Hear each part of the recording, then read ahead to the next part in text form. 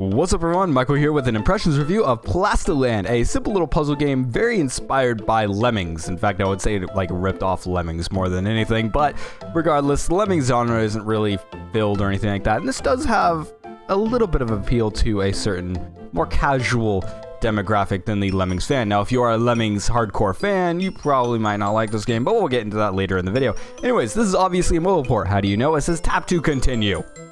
Can you seriously not say tap or click to continue? I can use a mouse on a tablet and I can tap on a touchscreen on a computer. Like, come on, guys. Anyways, moving on beyond that. Obviously, mobile port. There's also this weird border for some reason. Like, there's like a 2-pixel border around my screen. I don't know if that's going to show up in the recording, but there's like a 2-pixel border around everything for some random reason to where the UI actually doesn't cover the entire screen. Super strange. Don't know why that is. Anyways, let's go ahead and look at the options because there's not many of them. In fact, there's like none of them. Now, for the main point here, you have all this space here, but you don't actually describe what these do. Can you not just put text here? Like, okay, so this top one is how to play, which shows what all the little guys do. This one is mute sound effects, mute music, and then credits. So there's no graphics option or anything like that, so I can get into that first. I would like to see windowed options or something like that. It just starts off full screen as soon as you start the game, and it's borderless and all that. I would like to have different windowed options and maybe some effect options and stuff like that. And I'm fine with not having advanced options like, oh, I don't need an anti-alias setting and stuff like that. That's fine. But I would like to see volume sliders and to know what the hell these buttons do without actually clicking them. And that actually goes into the UI in general. In the game, we'll actually see that problem as well. Let's go ahead and go into the game. So you have about 4 different levels or 3 different levels. So you have your tutorial moon, which is basically just some tutorial levels that show you how to use everything. Very basic, not very important. I guess it's nice to go through, but if you've ever played Lemmings before, you know exactly what all these do. So here's all your abilities, and you can actually go through and look at all of them and how they work. Then you have World 1, you get that many levels, and World 2, and then a bonus level, which each level actually has star ratings, which is kind of nice. So the more you save, the higher the star rating, and you actually unlock more levels when you get more stars, which is kind of nice. These are supposed to be the super challenging levels. They're not really that challenging, but regardless, it is nice to have kind of an unlock feature. It keeps the game going. And then there is this thing here that says coming soon. Not sure if that's actual content, if they're teasing a new game or something like that, but regardless, I'm going to assume it's not content. So let's go ahead and go in World 1 and let's pick a level. Let's do World 14. Sure, whatever. And then here you get to see how many you have to save to kind of complete the level and get different star ratings. So here we are in the game. Now, if you've ever played Lemmings, this is exactly Lemmings. It is a very simple style Lemmings. So you get your little guys, they come out of your start thing, and they go into the finish thing is your goal. And you click on them and you get little abilities. So I can be like, oh, this guy, I want to make him a bridge. Now, a few interesting things to know here. If you've never played Lemmings, there is a different pause feature, so you can, oops, that's the wrong pause feature. Let's go ahead and play. Oh, one thing about the UI here, they also don't explain what things are in the pause menu, which is super annoying. So top left, those are settings. Top right, that's restart level. Bottom left, go back to the menu. And then bottom right is to play and just go back to the game, which is, yes. Anyway, so you get this pause feature, so you can actually completely pause it. You also get a fast forward down in the bottom right. I will use that in a second. And then you can click on guys and you give them abilities. Now, each of these do different things. So there's an eater. There's one that just goes downwards. So there's the eater is the one that goes sideways and it digs. And then one goes down, straight down and digs. And then one stops and stuff like that. So I'm not going to go too much into those. But it's got an okay selection of them. So you can actually look at them and be like, yeah, that's an okay selection. It's enough to make some complex puzzles.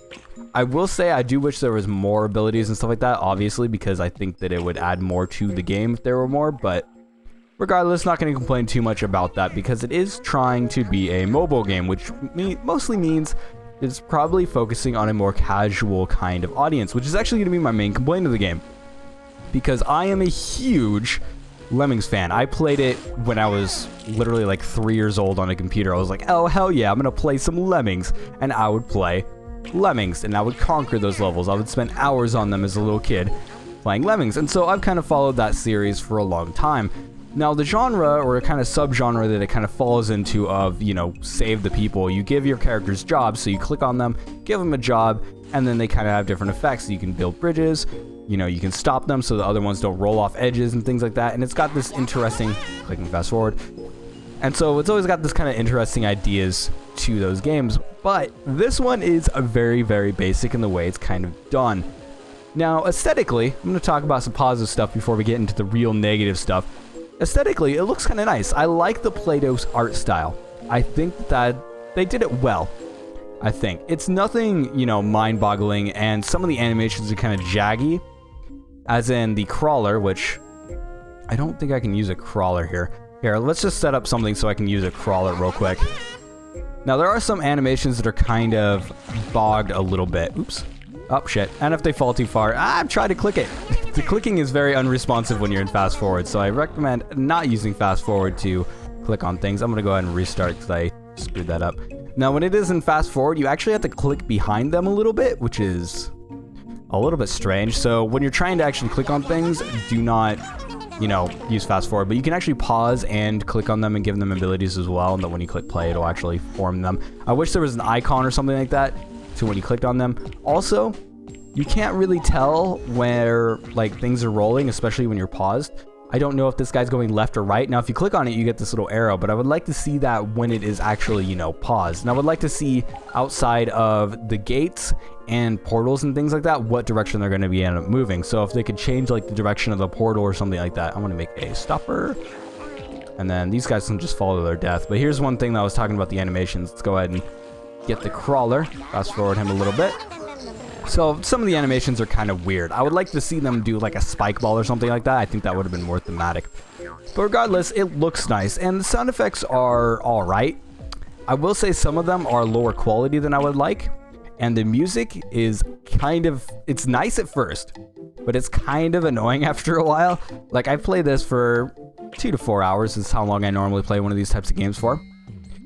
And yeah, it's kind of annoying. Now, here's another mechanic. They have dynamite, which will actually blow up here when you get too close to it. You can be like, yay, it blew up and stuff like that.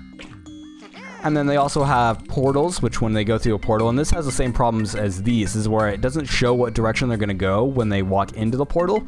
It would be nice to have, once again, an arrow. Now, it seems like when they go through a portal, they just invert the direction that they're moving, which is understandable. That's cool, but still would be nice regardless to know what direction they're going to be moving. So yeah, my main problem with this game has actually nothing to do with the game itself. Now, the game itself is fairly decent. It's a good casual kind of puzzle game. And for people who don't know the genre or are not used to working in this sort of environment or working with this sort of content, it might actually be you know, a good game to start off in. I mean, Lemmings itself had some pretty easy levels, and the makers of Lemmings have released games in this subgenre that are very, very different. My main problem with this game comes in the fact that it's not only casual, but it doesn't really do anything different.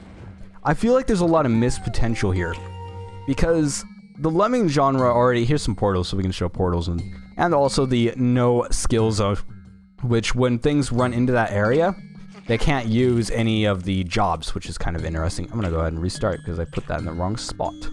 Now, there are different ways you can actually complete different levels as well. Like, people are going to look at me finish this level and be like, there's like 101 ways you could finish this level. And I'll be like, yep, that's fine. Regardless. So that's my main problem, though, is that the game... Oops, they're going over the edge now. Okay, that's kind of weird. That's a little inconsistency I've noticed, is the physics sometimes work in one way, and then sometimes they work in another. Like, this guy got through fine, but the rest of them are not going through fine. I don't know why that is. It's a strange issue. It's not really too much of an issue, because it doesn't happen often, but that is kind of a complaint I have. Happens every once in a while. I wasn't even going to mention it until it just happened now. But yeah, I feel like since they're working with Play-Doh, they could have done some more interesting things. Maybe they could have done more with maybe doing character manipulation. Like, it is clay. And so maybe you had them go through a modeling, you know, section to where it would turn them into a cube, and the cube had different effects. Or maybe, since they're balls, they could have done more physics-based stuff. Right now, they just roll in one direction, just like a lemming walking in one direction. It would have been nice to see, like, let's say they're going up a ramp, and then they have a momentum mechanic or something like that. Like, there's a lot of interesting, cool ideas that they could have gone with, but instead they decided to be just like Lemmings. They're just a basic version of Lemmings, which is very unfortunate. And the puzzles are very, very basic in the way that they're built and designed. Everything kind of focuses on one single mechanic, which is, regardless to say, disappointing. I would like to see more mechanics.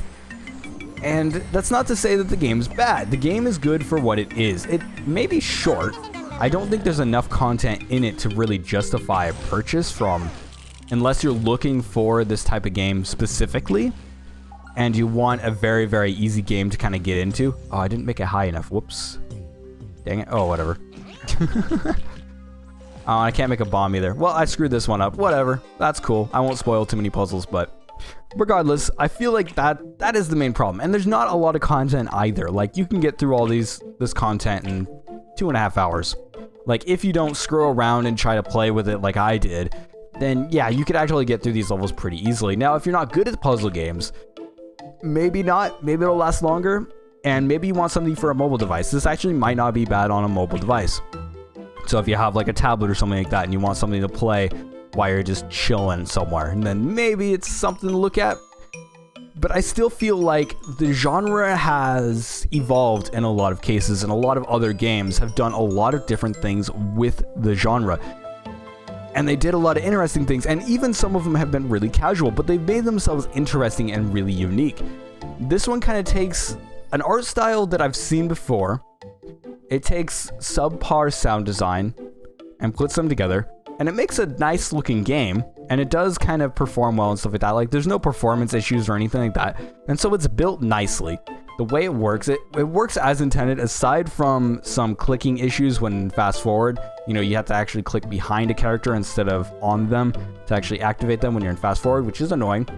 But regardless, I don't expect them to get that perfect, but everything seems to work as it should. But the problem is the game doesn't excel anywhere. And that's the main problem. Like, I would actually recommend buying another game in this genre, even if you're a casual player, because this one really doesn't do anything that special. Like, I like it. It is nice, but it's just too basic, and it's just kind of copying something that already exists, and it doesn't really do anything interesting with the puzzles. All the puzzles kind of focus on one mechanic. Like, let's say, oh, we're gonna have this one where you build bridges, or this one to where there's collectibles on the map and you gotta collect the collectibles and finish the level. And I feel like that's mostly a problem of the amount of content that's in there. You know, the other games in the genre have hundreds of levels, and this one has, what, there's 16 to each stage, and there's 3 worlds, plus the tutorial levels if you want to count them, but that's not enough to where they can ramp it up. And a lot of those games start off really, really basic, and they're like, hey, here's one mechanic, and we're going to show it to you, and then later on, they're like, alright, now here's all the mechanics, go have fun. And this one never gets to that point. And obviously, I haven't completed all the levels, but even if they decide all of a sudden, like, hey, let's introduce all these mechanics, like, here's all the mechanics, have fun, then the difficulty has a giant spike to it. So really the problem with this game is it didn't do anything unique to kind of set itself apart, and it didn't have enough of content to really expel their kind of, you know, to really evolve the formula.